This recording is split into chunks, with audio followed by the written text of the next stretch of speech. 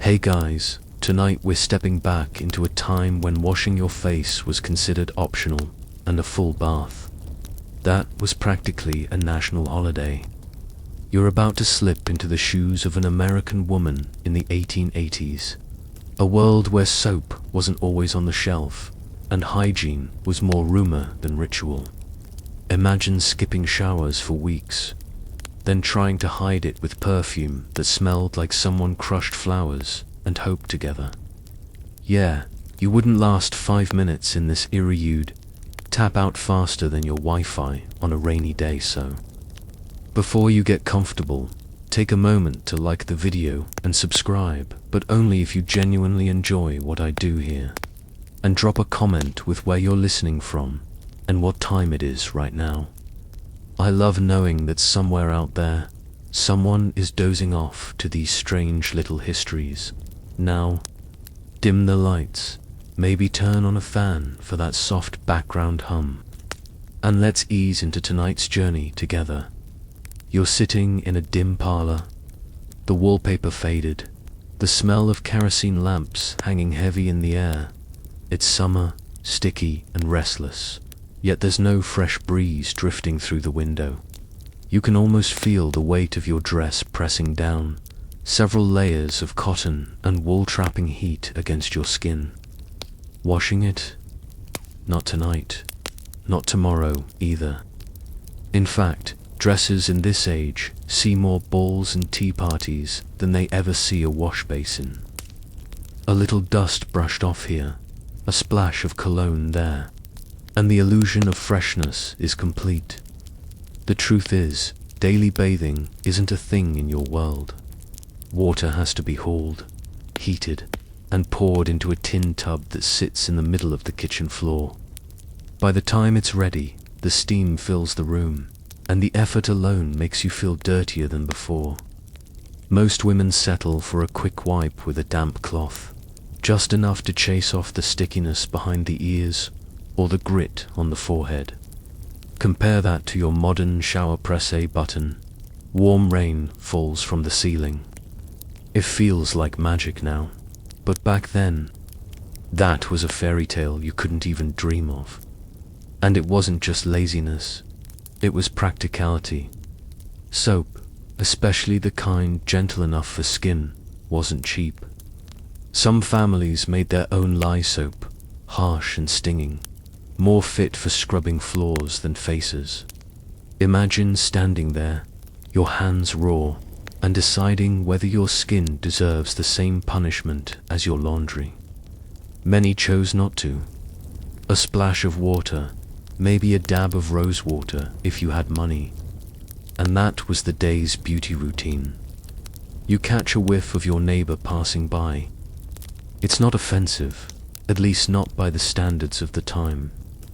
People expect a certain earthiness in the air, a mix of sweat, smoke, and fabric that hasn't been washed since last winter. Today, that would get you side-eyed out of a coffee shop. Back then, it just smelled like life. Of course, visitors notice things. That faint sourness in the room, the mustiness of fabric, the unspoken agreement that windows are better left closed because drafts are feared as the root of illness. Ventilation wasn't a blessing. It was a threat. If someone dared to open a window at night, whispers flooded. They want pneumonia to sneak in. Historians still argue about whether these fears were superstition or cautious wisdom. But either way, fresh air rarely made the guest list. There's a little basin on the side table, the kind meant for a quick face rinse in the morning. No toothbrush here yet, not the kind you know. A cloth, a dab of water, a swipe across the skin, and that's hygiene checked off the list. Imagine waking up for work today, skipping your shower, brushing your teeth with a wet rag, throwing on yesterday's clothes, and calling it good. You'd probably get sent home with a pamphlet about personal boundaries. But in the 1880s, that's just another Tuesday, and humor hides in the details. Picture a woman carefully pinning lace to her collar, smoothing her skirt, adjusting a brooch every inch refined, every hair in place. Then she lifts her arm, and the perfume fights a losing battle against 3 weeks of sweat. It's like putting whipped cream on top of burnt toast. No one's fooled. But at least it looks like effort. The house smells of boiled cabbage from dinner, smoke from the stove, and that faint sourness of humanity that clings to fabric and walls. You notice it most when you come back after a walk outside. It's jarring, but after a few minutes, the nose surrenders. That's the real trick of hygiene in the 1880s. You don't fight the odors, you just learn to stop smelling them. And you, sitting here in this heavy dress, would have to make peace with it. Because tomorrow you'll wear the same clothes, do the same quick rinse, and maybe splash a little more perfume if someone important is visiting. No one complains. No one rebels. They simply carry on, finding dignity in starchest of collars and carefully tied ribbons, pretending the world smells like lavender even when it deos in single quotes. Yet, if you lean into it, you can almost admire the resilience. To walk through heat, dust, and crowds, holding your chin high, convinced that the shine of a brooch or the flutter of a fan outweighs any trace of sweat. Maybe that's the secret, the confidence that appearances mattered more than cleanliness, at least until the next big wash day, whenever that came. Your hair, though that's another battlefield. You run your fingers across your scalp, and instead of softness, you feel the waxy weight of days, maybe weeks, of dust and oil settling in. Washing hair with water alone was a chore, and shampoo, as you know it today, didn't even exist yet. Instead, you have a tin of powder, usually cornstarch or something chalky, that you sprinkle like fairy dust over your head. The powder absorbs some of the grease, turns everything a little whiter, and voila, instant refresh. At least, that's the theory. In practice, it's like covering a pizza stain with powdered sugar, distracting, but not fooling anyone. You pin your hair into elaborate braids and buns, winding it tight, because long hair is the standard of femininity. Short hair would be scandalous, practically rebellious, so every strand must be coaxed into place. But keeping all that weight neat is like balancing a stack of pancakes on your head while running errands. One tug of wind, one careless comb, and the whole tower might collapse. Yet you smile, pin another ribbon, and pretend the powdery residue on your shoulders is just snow out of season. The funny part is, people believed cutting hair too often weakened the body. So, women clung to long locks, refusing to trim more than the barest inch. Imagine dragging a heavy blanket of hair down your back, unwashed for weeks, while still carrying on polite conversation at tea. You'd be sweating bullets, but the etiquette books insisted you keep your composure. Meanwhile, you know full well your hair smells faintly of smoke from the stove and whatever was cooked for dinner last night. Historians still debate whether women themselves noticed, or if everyone was just nose-blind from the start. Combs were your best friend and worst enemy. They weren't plastic. They were often bone or wood, carved with wide teeth, pulling through tangles like someone yanking weeds out of a garden. Every tug snapped a few strands, leaving a little trail of hair on the floor.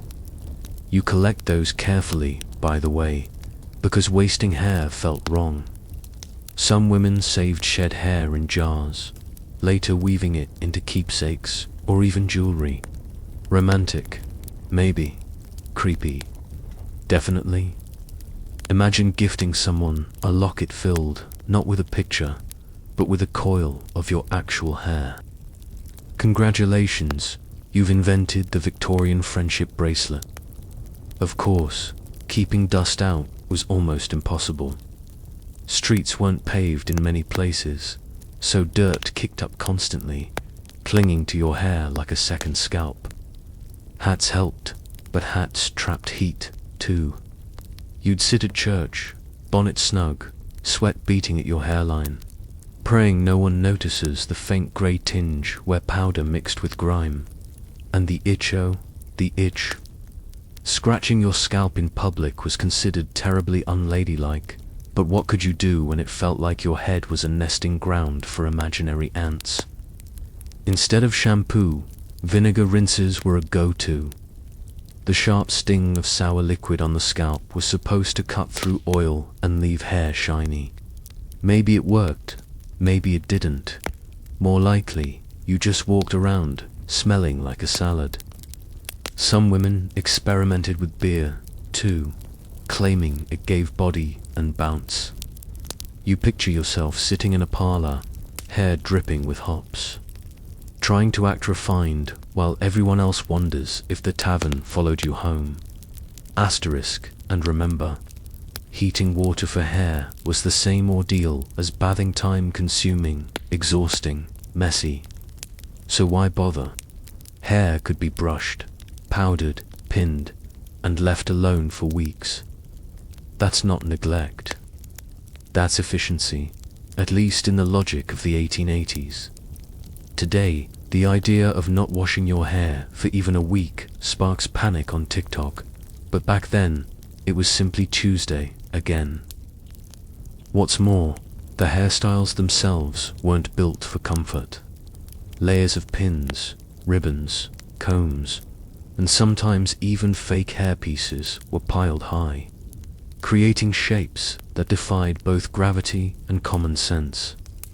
Women leaned back in chairs carefully, terrified of crushing their own architecture and sleep. Well, you don't undo hours of work just to rest your head. Some simply perched on pillows, necks stiff, hair intact, trading comfort for the illusion of constant perfection. Try that tonight, balancing your head like you're afraid of breaking porcelain. Sweet dreams. There's also the matter of lice, though it's not polite to mention. Households fought endless wars with combs and remedies, passing whispers of kerosene washes or mysterious herbal brews. Nothing worked for long. If lice came, they stayed, moving in like relatives who refused to leave after Christmas. And yet, no one blamed the woman. This was life. Hygiene wasn't a weapon against nature, just a slow negotiation. Some women swore by brushing hundreds of strokes each evening, pulling natural oils from root to tip. They said it gave the hair shine, though in dim lamplight, shine was more of a hopeful rumor than a visible fact. Still, the rhythm of brushing, back and forth, offered a kind of meditation. After a long day in tight corsets and crowded parlors, maybe that ritual was less about beauty and more about stealing a quiet moment. And when you look at yourself in the mirror, powder dusting the shoulders of your dress, pins tugging at your scalp, the weight of hair dragging down your neck, you still hold your head high, because society decided this was elegance, and elegance was worth the discomfort. You laugh at yourself now, thinking how modern people panic over bad hair days.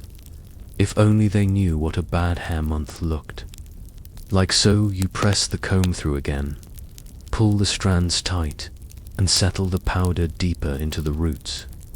The air smells faintly chalky, the faint rustle of skirts brushing the floor. Somewhere outside, a carriage rattles past, horses kicking dust into the air. That same dust will be in your hair tomorrow, and the day after, and yet you carry on, convinced that with enough powder and pins, no one will ever know. And then there's your mouth, a place modern people guard like a treasure chest with their fluoride toothpaste and electric brushes. But here, in the 1880s, your teeth are just hanging in there, doing their best with very little help. toothpaste as you know it isn't sitting neatly in a tube. Instead, you're offered powders, chalk, charcoal, even crushed brick in some households, all sprinkled onto a damp cloth or the stiff bristles of a rudimentary brush.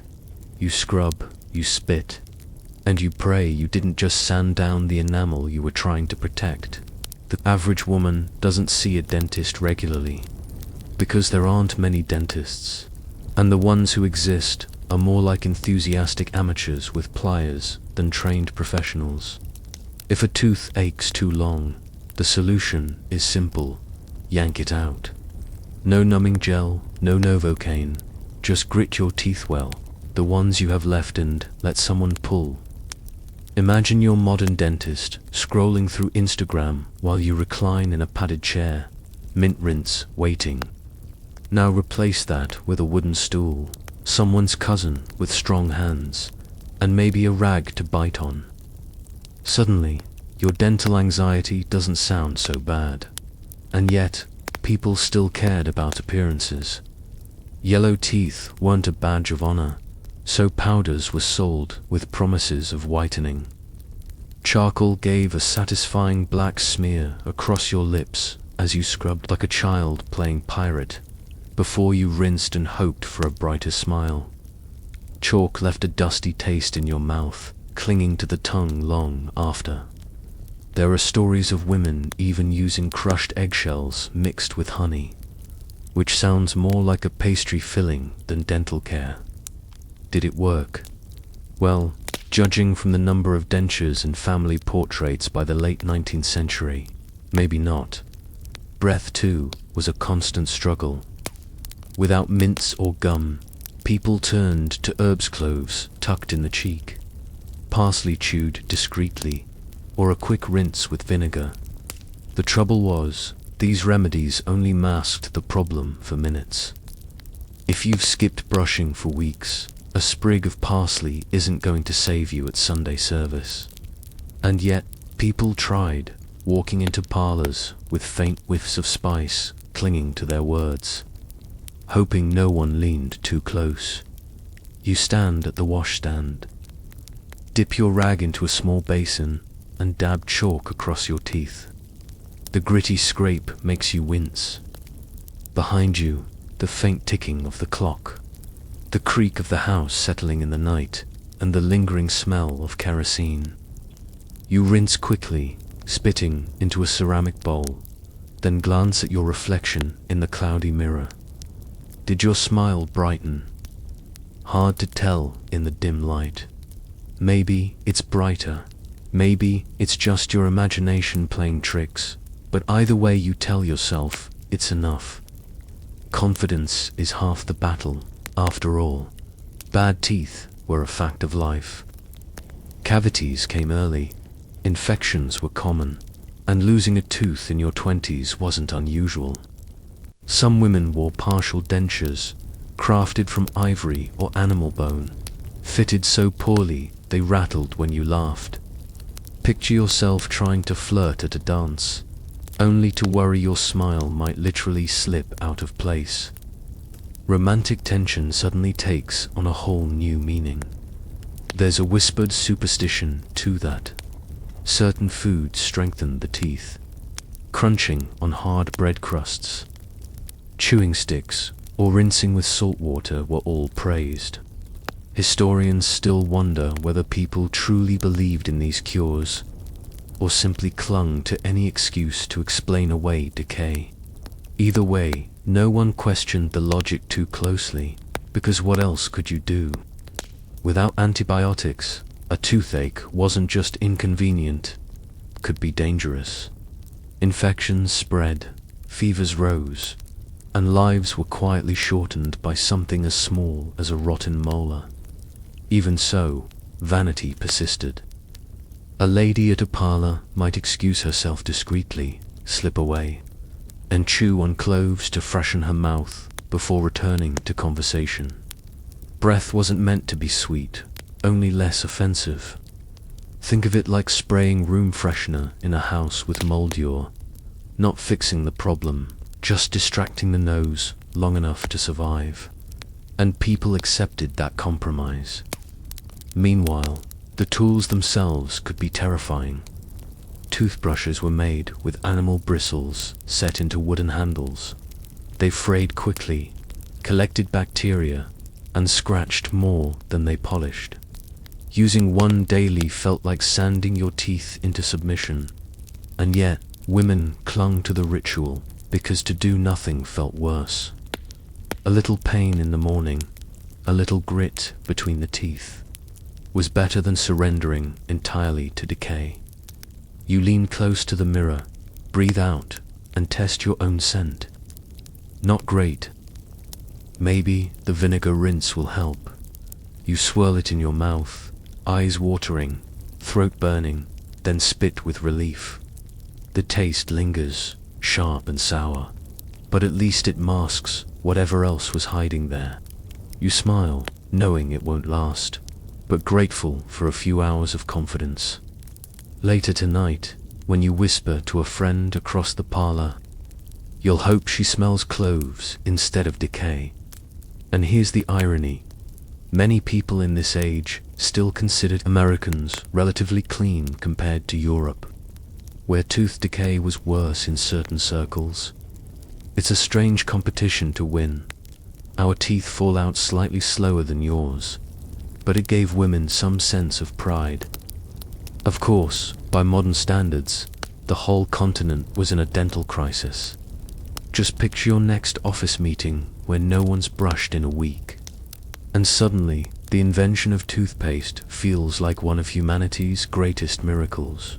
Still, you carry on, powder at the ready. Vinegar on the shelf, bristles worn but determined. Because in this world, a smile isn't judged by perfection but by effort. You might lose a tooth or three, but you hold your head high, powdered lips curved upward, convincing yourself and everyone else that beauty shines even through grit. You draw the curtain of your tiny bedroom and inhale, though perhaps you shouldn't. The air is heavy, not only with the dust of the street, but with the unwashed fabrics clinging to your very body. That dress you've been wearing? Yes, the one brushing against your ankles and making you feel elegant. It hasn't seen water in months. And don't blush, neither has anyone else's. In fact, dresses in the 1880s were designed with so many layers and frills. Washing them was more trouble than feeding a family of 6. So what did people do? They kept wearing them, day after day, week after week, until the cloth absorbed every aroma of daily life: coal smoke, kitchen grease, and let's not forget the scent of yesterday's sweat politely marinating into today's. It's like history's version of slow-cooked stew, except less appetizing. Picture a small gathering in a parlor, women seated in stiff-backed chairs, skirts ballooning out, and behind the lace fans they wave. A cloud of smells swirling like invisible company. Someone plays the piano, the keys a little yellow from youth. Conversation drifts about the weather, but your attention keeps returning to the unspoken. No one here has washed their gown in ages, and you're trapped in a room where perfume is doing the heavy lifting of soap. Here's a lesser-known truth.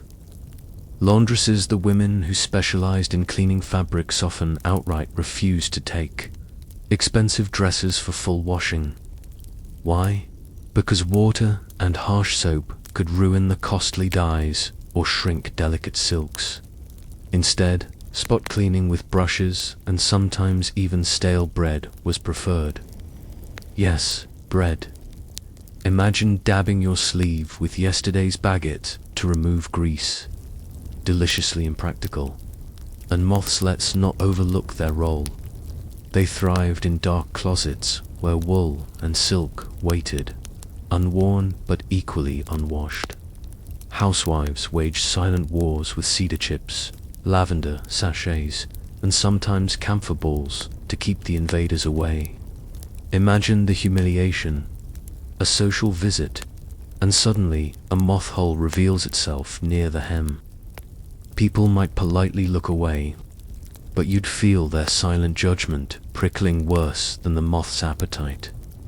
Common scenes played out in households across America. Spring cleaning meant dragging heavy dresses out into the sunlight, beating the dust out with wooden paddles, and airing them on lines while neighbors watched. A whole street might echo with the sound of fabric thwacked again and again, like drums announcing the season of cleanliness. Well, surface level cleanliness at least.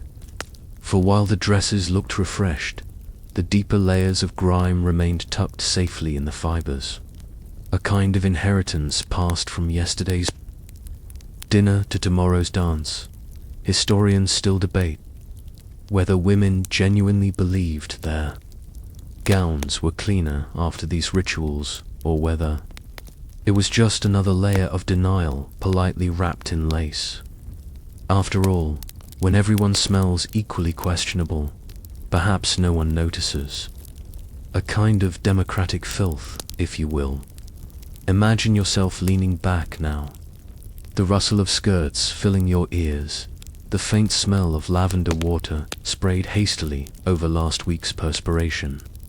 Someone leans closer to share a secret, but your mind wanders to how close their bodice is to your face and how long it has been since that fabric touched anything resembling soap. You suppress the urge to cough, or perhaps to laugh.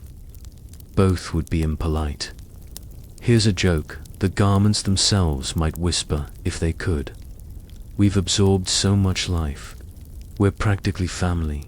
And another, why bother washing, darling? Dirt is the one accessory that never goes out of style.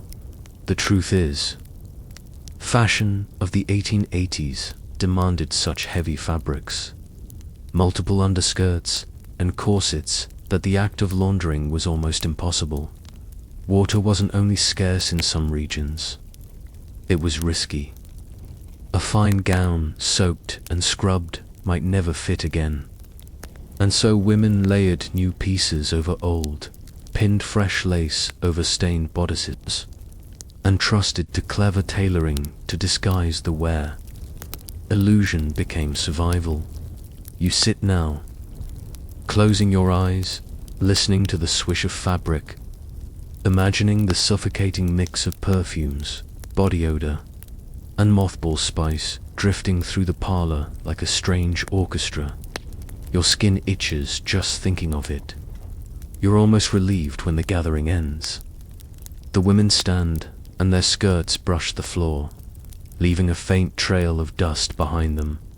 And as you step outside into the cool evening, you wonder if soap was a luxury, what then of scent? What did people reach for when water and washing were out of reach?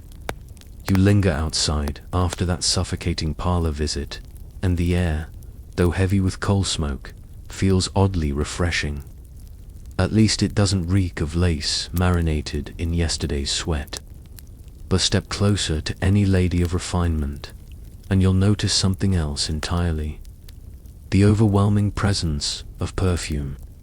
Not the delicate floral spritz you might imagine, but a full assault-rich, oily notes of musk, rose, lavender, or even patchouli layered, as though one splash could erase an entire week of neglect. It wasn't just fashion. Perfume was defense. You could say soap was the forgotten soldier, and scent had to march in its place. In a society where gowns resisted water and bathrooms were scarce, perfume became the great disguise. Each dab behind the ear was less about allure and more about survival masking, blending, confusing the nose before suspicion could take hold. Picture the scene, a ballroom, chandeliers blazing above polished shoes, violins singing. Women glide across the floor, skirts sweeping wide arcs, and every turn releases a different bouquet, some sweet, some cloying, some suspiciously like the heavy cologne used by a husband who swore he didn't smoke cigars in the study. The air itself feels saturated, as if you could wring fragrance from it with your hands. And there you are, taking a deep, gentle breath only to realize you've inhaled enough rose essence to last until morning. A lesser-known truth: perfume recipes in the 1880s often included animal-derived ingredients. Musk came from deer glands, civet from the scent glands of wildcats, and ambergris from the intestines of whales. Romantic, isn't it? That delicate floral note drifting past your nose may have begun life in the digestive system of a creature you'll never meet. Think of that next time someone sighs about the purity of the Victorian rose. Everyday life made this reliance clear. A woman stepping onto a crowded streetcar didn't apologize for brushing against you, her perfume did. It announced her presence before her voice ever could. In cramped churches, where dozens of bodies huddled together under stained glass light, the mingled scents competed with the incense from the altar. Sermons were preached to congregations fighting off headaches caused not by sin, but by lavender oil. And yes, men noticed. Writers and social critics poked fun at the excess. One humorist complained that attending a party felt like walking through a field of competing blossoms, each intent on suffocating the other. A satirical cartoon even depicted a fashionable woman so engulfed in perfume that bees swarmed around her, mistaking her for a flower bed. Historians still debate whether women truly believed the perfume hid their lack of bathing, or if it was more about performing refinement, convincing others that one smelled of roses meant one lived like roses. Beautiful, delicate, untouchable. Perhaps it was both. Perhaps it was a fragile trick of self-deception, where even the wearer forgot what lay beneath the veil of scent. Imagine now, sitting quietly, the faint brush of lace against your wrist, and the sudden waft of perfume so strong it tickles your throat. The lady beside you smiles, unaware that her rosewater is making your eyes water. She leans in to whisper gossip, and you fight the absurd urge to sneeze. Not from scandal, but from sandalwood, and the bottles themselves were treasures. Cut glass, gilded stoppers, delicate atomizers, ornaments of status as much as tools of concealment. Some women displayed their perfume bottles like trophies on vanities, proof that while soap might be scarce, sophistication overflowed. To spritz was to signal class, even if beneath the silk bodice. Reality told another story. Common events made the perfume cloud unavoidable. Sunday visits, holiday dances, even funerals, always the same invisible haze, hovering above the crowd. People fainted in hot, overfilled rooms, and not always from grief or passion. Sometimes it was simply the overpowering bouquet of 50 women, all trying to outscent one another. Perfume could comfort, but it could also suffocate. A sweet poison no one dared call by name. There's humor hidden here, of course. Imagine the conversations perfume bottles might have had on the vanity at night. One sighs, "She used me thrice today, I'm masking a dinner party or a battlefield." Another chuckles, "Darling, we're not covering odors, we're just holding hands with them." The truth is, perfume was not luxury, it was necessity. The line between acceptable and offensive odor was as thin as the ribbon tied around her neck. Too little perfume, and whispers followed. Too much, and the jokes arrived. To navigate society's nose was as tricky as navigating its etiquette. You exhale now, slowly, imagining the mingled perfumes fading into night air, the ghost of roses and musk lingering on your breath. But here's the problem: scent only distracts. It cannot cleanse. Beneath the fragrance still lies fabric never washed, skin rarely bathed, hair powdered with desperation. Perfume was a mask, not a cure. And when masks slip, people seek other options, cramped, crowded, half-forgotten spaces where water still waits, and gossip thrives just as thickly as steam. You've followed the trail of perfume clouds long enough, and sooner or later, even the most determined rosewater warrior had to face it, the public bathhouse. Imagine walking into one of those spaces, humid air clinging to your skin, voices bouncing off tiled walls, the faint splash of water mixed with the unmistakable echo of gossip. You're not just scrubbing away dirt. You're stepping into a social theater where your neighbor's soap lather doubled as her chance to whisper about the dressmaker's scandal. It wasn't glamorous. Bathhouses of the 1880s were often cramped, dimly lit, and carried an air not of cleanliness, but of compromise. The wooden benches creaked, the floors stayed damp, and the air smelled faintly of mildew and cheap soap. You might sit down, hoping for a moment of privacy, only to have someone plop next to you, eager to exchange rumors while half-rinsed suds slid down their arms. A lesser-known detail in some American cities. Bathhouse tokens were sold cheaply or even distributed for free as part of early public health experiments. The idea was noble, give the working class access to basic hygiene. But noble intentions met the reality of overfilled rooms and questionable plumbing. You'd wait for your turn in lukewarm water that had already entertained 3 strangers before you. Romantic, isn't it? And here's where things get complicated. Some historians claim these bathhouses were liberating spaces, especially for women places to escape crowded homes, share news, and even find a sliver of independence. Others argue they were uncomfortable necessities, tolerated only because better options didn't exist. The truth, still tangled in debate. Maybe it depended on whether you were the one sitting in clear water, or the one realizing halfway through that the soap floating near your elbow didn't belong to you. Picture the scene more closely. Lanterns flicker on the damp walls. Steam curls upward like ghostly fingers, and voices overlap in a chorus of whispers. A woman sits at the edge, dipping her toes in cautiously, scanning the room for someone she knows. Another scrubs furiously, as though determined to erase not just grime, but the memory of yesterday's chores.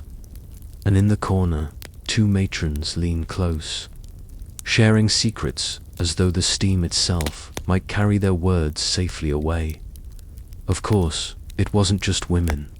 Families, children, even weary workers, dragged in by the promise of warmth, all crammed together. The line between cleanliness and chaos blurred quickly. A dropped towel became communal property. A misplaced bar of soap sparked silent standoffs. And the sound of splashing water meant to soothe sometimes carried an oddly competitive edge, as if scrubbing harder proved your virtue. You might laugh, comparing it to a modern spa, but no cucumber slices floated here. No lavender candles lined the shelves. Instead, you got the sharp sting of carbolic soap, the stingier cousin of luxury scents, leaving your skin red and raw. Relaxation was not the point. Endurance was. And if you managed to leave the room feeling even slightly fresher than when you entered, you counted yourself lucky. And yet there was something oddly comforting about it. The shared experience, the steady hum of conversation, the way women carved out a tiny world within those damp walls. Gossip flourished, yes, but so did connection. Bathhouses became stages where lives intertwined. Someone might tell you about a cousin's engagement, another about the outrageous price of flour, while across the room, Someone else whispered the scandal of a preacher's daughter caught reading novels deemed too French. Think about it. Public bathing wasn't simply about water on skin. It was about community, identity, survival. It was noisy, flawed, imperfect, but it was theirs. And as you lean back in your imagination, the hiss of steam filling your ears, you realize the bathhouse carried a rhythm all its own. Not soothing, not glamorous, but undeniably alive. You let the sound fade now, the echoes of laughter and splashes dissolving into memory. Your skin still tingles, as though brushed by soap long rinsed away, and the air carries a lingering dampness. For all its discomfort, the bathhouse was a place where the mask of perfume could finally be set aside. Yet, outside those doors, new rituals of beauty and survival awaited. And women reached for powders and potions far stranger than the steam-filled rooms they left behind. Stepping back out of the steam-soaked bathhouse, your skin feels flushed, raw, maybe even cleaner, though the scent of carbolic soap clings like an unwelcome souvenir. And what do women do next? They promptly layer on concoctions that would make any modern dermatologist weep. Welcome to the dazzling, dangerous world of 19th century skincare. Imagine a dressing table in a modest American home, sunlight filtering through lace curtains. Bottles and jars glimmer in shades of pearl and glass, labels promising fairness, smoothness, youth. A powder puff sits poised like a tiny weapon. The woman at the mirror dabs her cheeks, carefully not with blush, but with a pale dust that conceals and perfects. Only the dust contains lead and arsenic, just a sprinkle to brighten the complexion, you know. Nothing screams health like coating your face in poison, a detail few people realize. Lead-based powders weren't just for the wealthy. They trickled down into cheaper, mass-market tins sold at dry goods stores. Ordinary women, the kind who worked long days and saved pennies for small luxuries, willingly purchased powders that, over time, caused their skin to crack, peel, and even scar. The tragic irony is that these flaws only made them reach for more powder, a vicious cycle disguised in ivory packaging. The rituals didn't stop there. Vinegar rinses were common, too. Women splashed diluted vinegar across their cheeks, believing it tightened skin and refreshed the face. And in a way, it did. It left cheeks tingling, stinging, and faintly smelling like a salad. Romantic, right? Nothing says elegance like sitting beside a suitor while faintly exuding the scent of pickles. There's an old debate among historians about just how widespread these harsh regimens were. Some claim they were exaggerated by moralists eager to scold women for vanity. Others argue the evidence medical journals, advertisements, even discarded jars suggests the practices were alarmingly common. The truth probably lies somewhere between. Some women dabbled occasionally. Others lived daily under a haze of toxic dust. The imagery was powerful, though. Pale skin equaled refinement. A face unmarked by freckles or sun hinted at a life untouched by outdoor labor. And so, powders promised not just beauty, but class. Every pat of powder puff was like whispering, "I belong above the dirt of the world." The cruel twist, of course, was that the powder itself brought the dirt inside the body. Grain by grain, day after day. Think of the scenes this created. Parlors full of women, carefully dabbing at their faces before stepping out. Faint clouds of white dust rising like tiny ghosts. A mirror spotted with chalky fingerprints.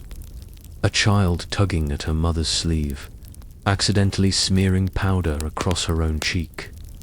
An exhausted husband coughing as the air fills with particles no one dares. Question.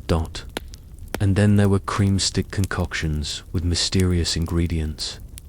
Some claimed to contain mercury for skin brightening.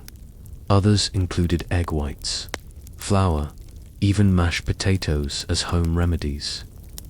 Imagine sitting by lamplight, applying cold potato slices to your cheeks while your neighbor experimented with raw egg masks. This wasn't self-care Sunday. This was survival through superstition.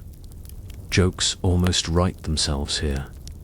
Picture a group of women sitting together, one dusted in lead powder, another dripping vinegar, a third balancing potato slices like coins on her face.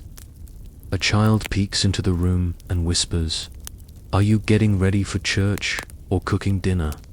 And yet, despite the risks, women persisted. Because beauty wasn't just about attraction. It was about respectability, protection, even survival in a society quick to judge a woman by her looks. To skip these rituals was to risk being labeled coarse, lazy, or worse. And so, toxic powders and sour rinses became silent shields. One little-known detail: some women even slept in masks of vinegar-soaked cloth, believing the constant exposure worked overnight miracles. Imagine drifting off to sleep with your face wrapped in sour fabric, only to wake up with tender, stinging skin and a pillow that smells like a pickle barrel. Sweet dreams, indeed. You lean back now, picturing that dim bedroom, the flicker of a kerosene lamp, the quiet rustle of cloth as a woman adjusts her vinegar mask. Outside, crickets chirp, but inside, the air smells sharp, acidic. Her reflection in the glass looks ghostly pale, but she smiles, convinced she has captured a piece of youth in a bottle. The irony hums softly in your ears. Skincare, meant to preserve, often destroyed. Powders cracked, creams burned, and masks suffocated. Still, these oddities weren't frivolous. They were born of longing, pressure, and a desperate chase for beauty in a world that offered few choices. And as you drift in this image, you realize that tomorrow's rituals might look just as strange to future eyes. For now, though, your mind lingers on that faint vinegar temps and the whisper of powders settling on a vanity. You exhale slowly, the taste of chalk and sourness fading on your tongue. And beyond that dimly lit bedroom, in spaces even more private, even more whispered about, another set of rituals waits in the shadows, rituals bound by secrecy, silence, and myths that shaped the most hidden parts of a woman's life. You sit in the dim light of a small parlor, the curtains drawn tight as if even the sun itself mustn't see what is happening. A hush falls over the women gathered there. Their voices dip into whispers, their eyes darting around as though the very walls might judge them. And you realize it isn't politics or scandal they're murmuring about. No, it's something far more private, yet somehow treated as more shameful. The monthly cycle in the 1880s, menstruation was not to be spoken of loudly. The subject hovered like a phantom in households, a presence everyone knew yet pretended didn't exist. Instead of the neat pads and tampons you know today, women of that era often relied on scraps of cloth old linens, sometimes barely cleaned, washed and reused until they nearly fell apart. Imagine the discomfort of stiff fabric, rubbing against tender skin, all while pretending nothing unusual was happening.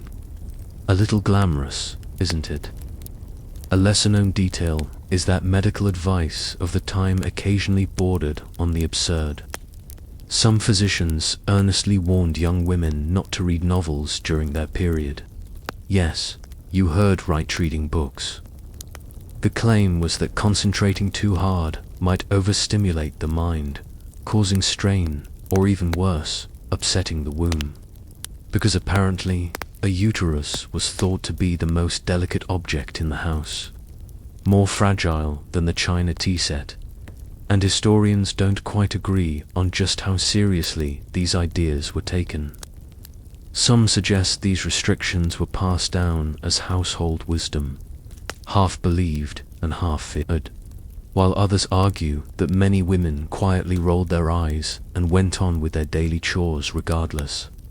Still, the fact remains.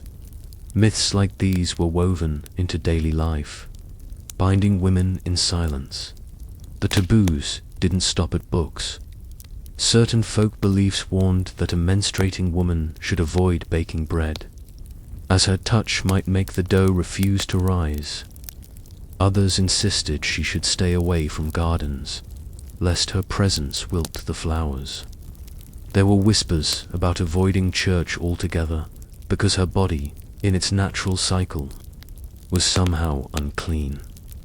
You can almost hear the exasperated sighs across the decades. And then there were the so-called remedies: vinegar rinses, herbal teas, even poultices applied directly to the abdomen, all prescribed with great seriousness. Of course, none of them did much beyond leaving you smelling like a pickling jar. But still, desperate for relief and bound by silence, women clung to what little advice was available. Imagine cramping in a heavy corset while someone suggests you just sip more vinegar water and lie still. Comforting in the most Victorian sense. One of the more overlooked realities was how isolating these days could be.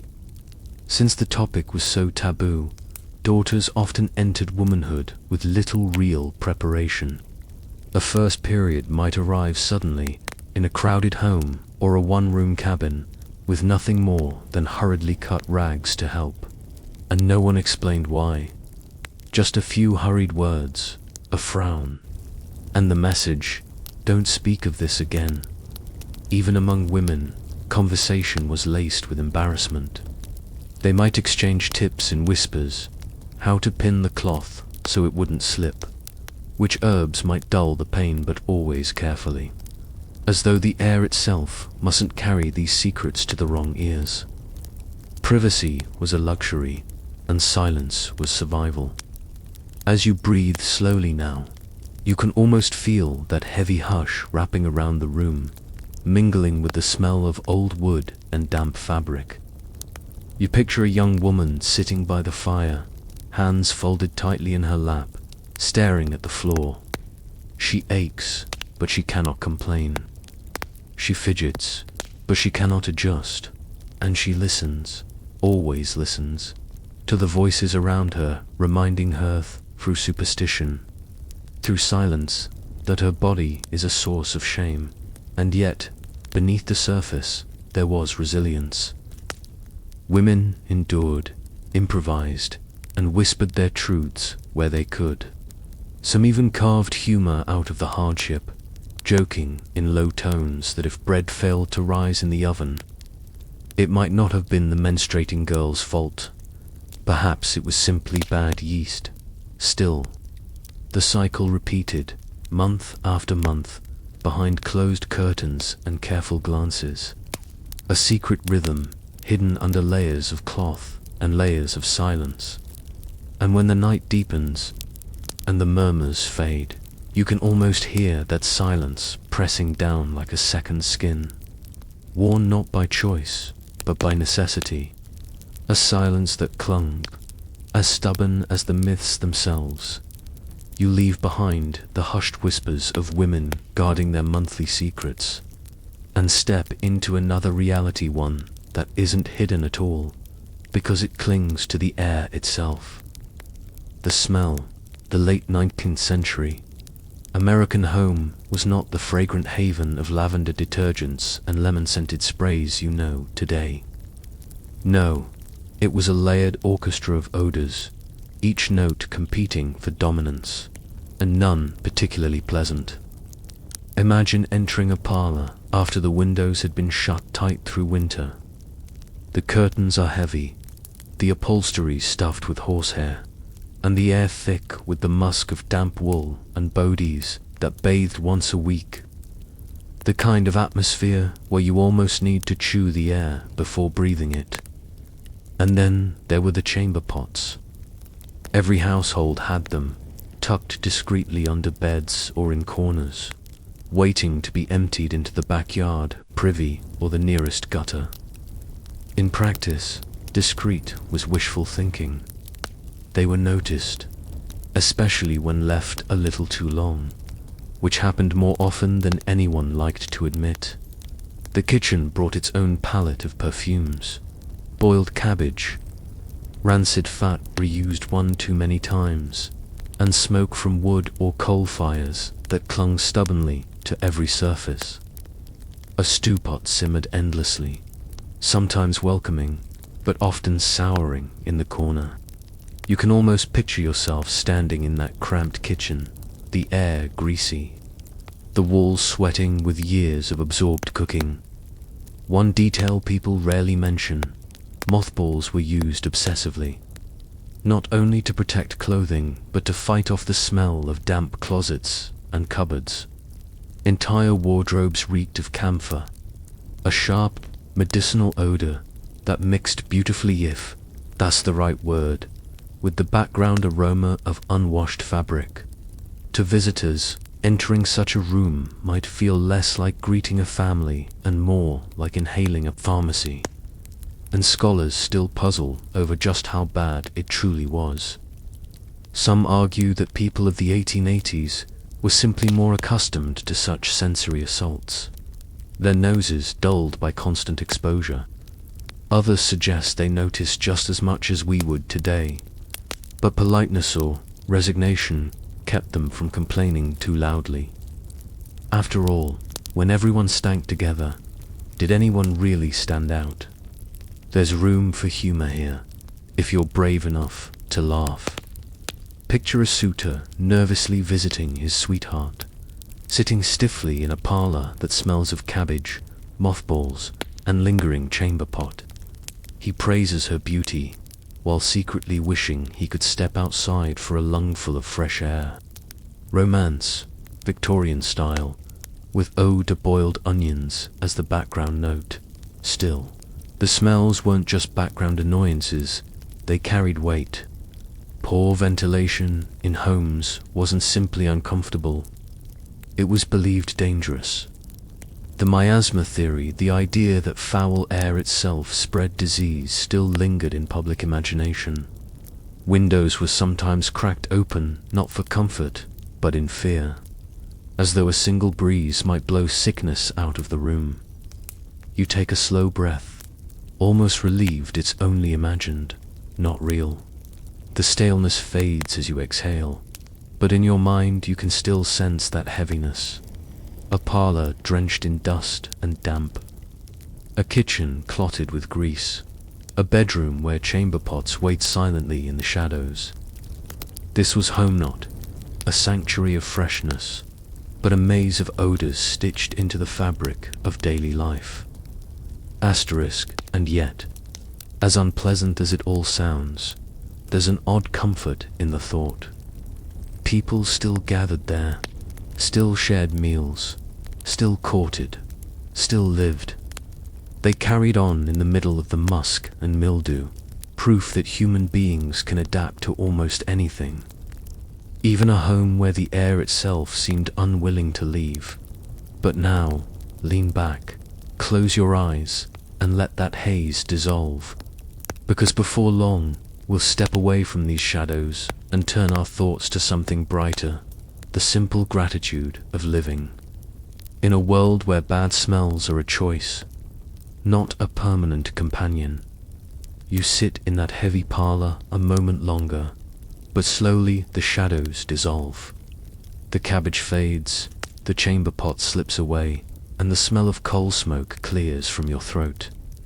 What's left is not disgust, it's gratitude, because you, lucky as you are, live in a world where a hot shower is a flick of a handle, where toothpaste sparkles with mint, and where laundry hums through a machine instead of soaking for days in a washtub.